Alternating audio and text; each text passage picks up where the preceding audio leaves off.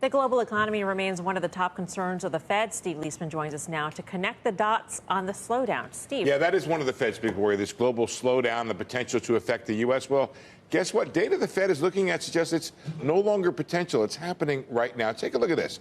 Key gauges of manufacturing in China and the U.S. have both fallen together. The U.S. PMI, that's the Purchasing Managers Index, it's fallen from 60 to around 52. Along with it, China's manufacturing index has dropped from just below 52. Now it's in contraction territory around 49. Just real quick on this chart. U.S. has fallen further, but not to contraction. China's fallen less, but now its sector is by that gauge contracting. So what's happening in China also affects what's happening in Germany. Overall, Chinese imports, they're down year over year. That started in December.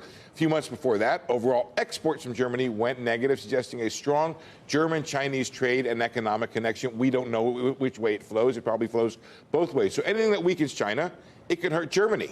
Germany's weakness, well, that's a big part of Europe's weakness. All of this washes up on U.S. shores, and it shows up, among other places, in export data that we saw yesterday. Yesterday's second quarter GDP data showed that U.S. exports, they almost always add to growth. Guess what? They subtracted about 0.7 of a percentage point from growth. This year has seen the two biggest export subtractions from growth since the Great Recessions, those two down bars right there. Good news. U.S. has held up remarkably well thanks to the consumer.